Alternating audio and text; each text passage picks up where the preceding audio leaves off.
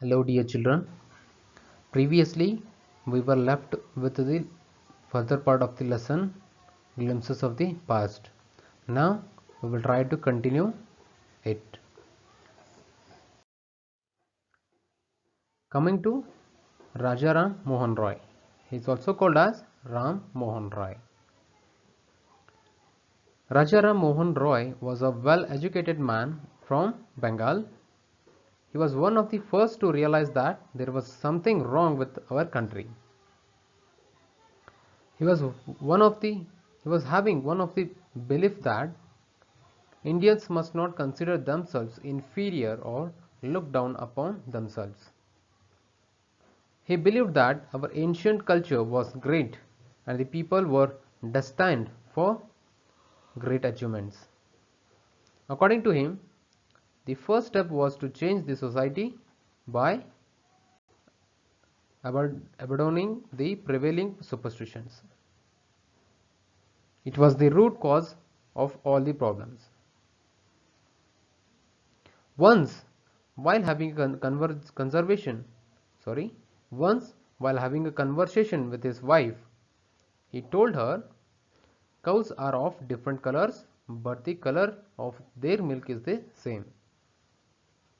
This means that different teachers might have different opinions, but the essence of each religion is the same. He took keen interest in science and modern knowledge.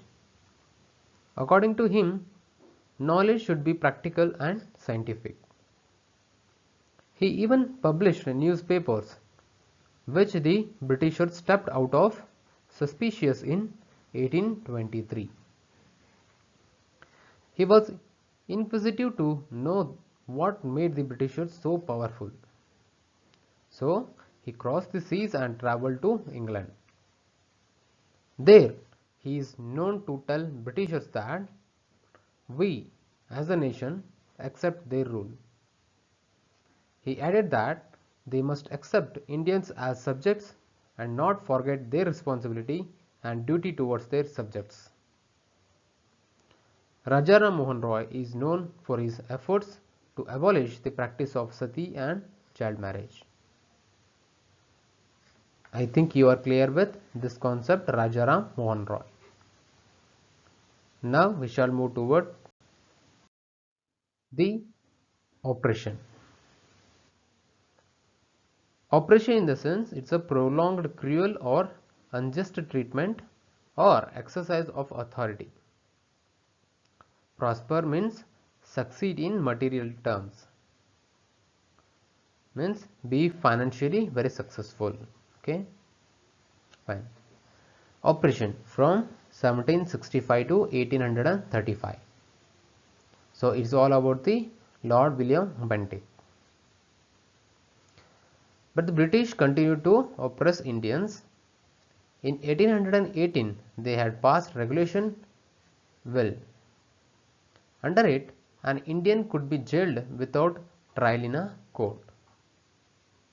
In the sense, the Britishers continued to find new ways to bring misery and suffering to Indians. For instance, they passed unfair regulations that kept them at an advantage, like the Regulation Ill. In 1818, under which an Indian could be jailed without a proper trial in court. Okay. By 1829, British was exporting British goods. In 1829, Britain was exporting British goods worth 7 crore rupees to India. All the time, British officers in India drew big salaries and also made fortunes in private business. Means, as they continued to suppress Indians, they created all sorts of favorable circumstances to uplift their officers. The British officers drew huge amounts of salaries and could deepen their pockets by making a fortune out of their private business. Means, whatever the fund coming from the Britain didn't didn't reach the people of India, as it became the salaries for the officers who were working in India, and they invested that amount into their private businesses. At that time, Bentinck was the Governor General of India. Governor General Bentinck had conveyed to Britain that the bones of cotton weavers are bleaching the plains of India. To highlight the plights and misery of traditional cotton weavers in India, this means that the cotton weavers were forced to starve because of the cotton mills set up by the Britishers. They produced much cheaper cloth with the help of machines that led the traditional Indian handicrafts to extinction. Fine. Now coming to dissatisfaction. From 1835 to 1856. Education in India was in Persian and Sanskrit.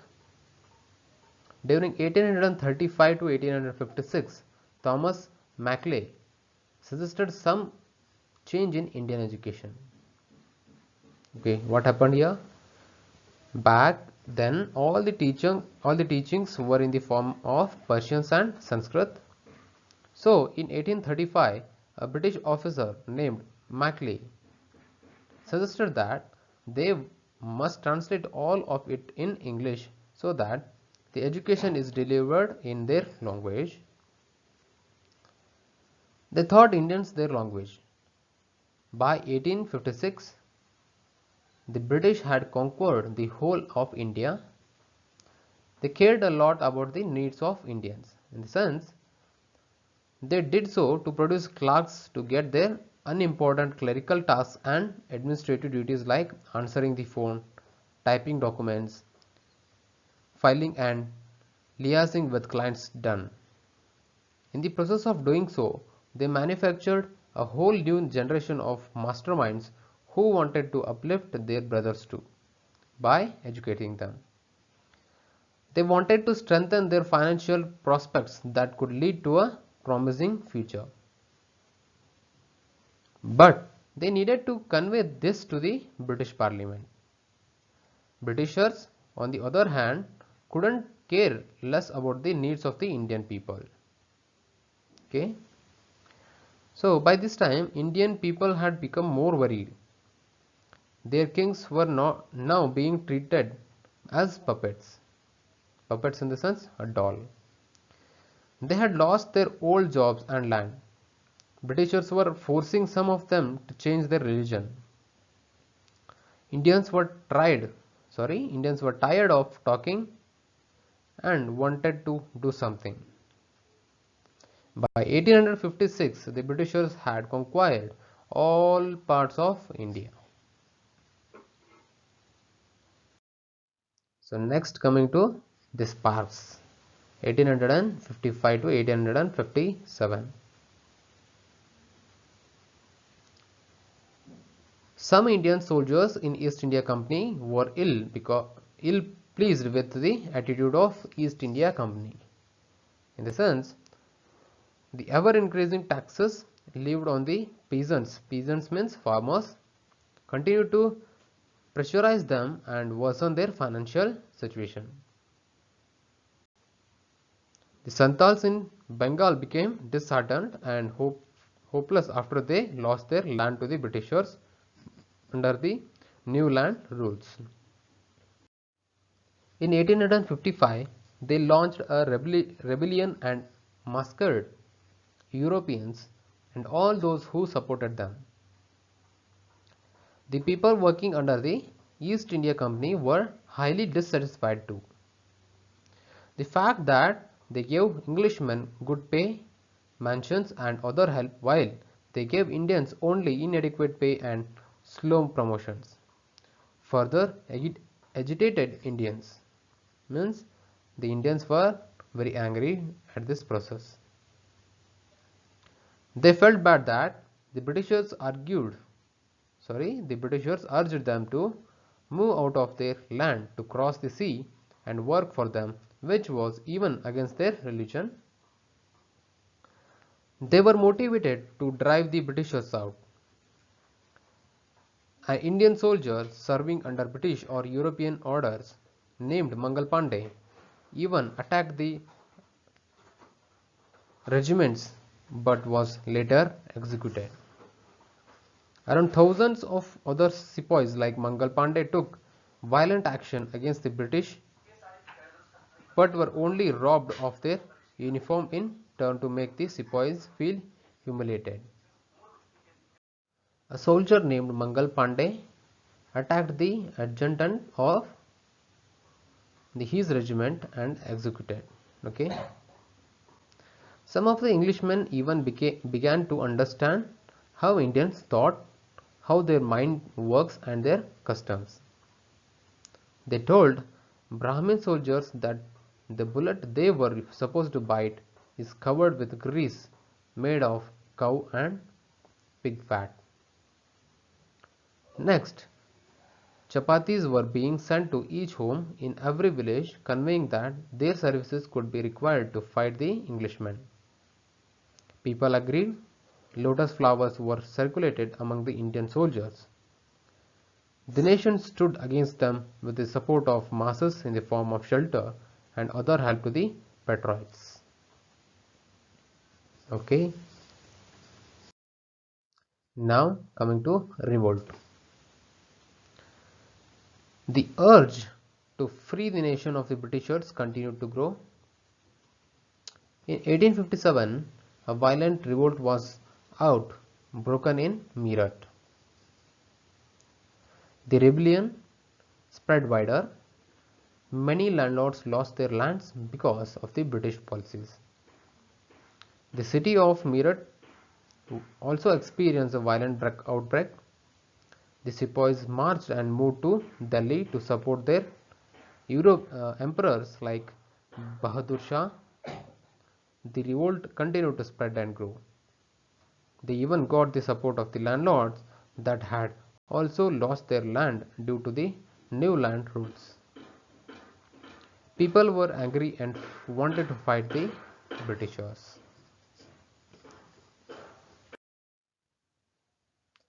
Coming to the fight of freedom in 1857. So this is the last concept of this lesson, the fight of freedom.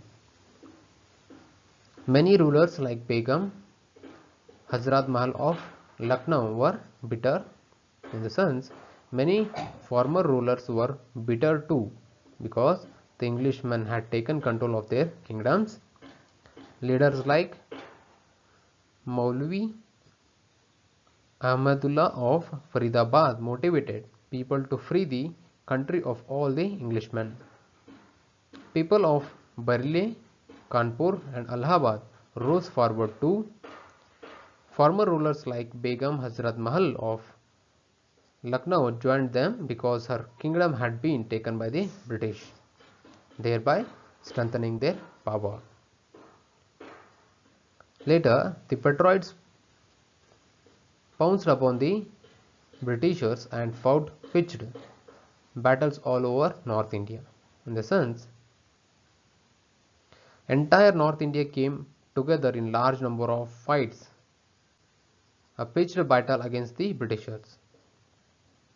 In the light of this, Azimullah Khan expressed his thoughts to Tahta Topi that they should have Peshwa Nana Sahib as their leader in their war of independence against the English. In this revolt against the British, 8-year-old Kunwar Singh of Bihar was hit by a bullet in the wrist, which he dedicated to Mother Ganga as an offering.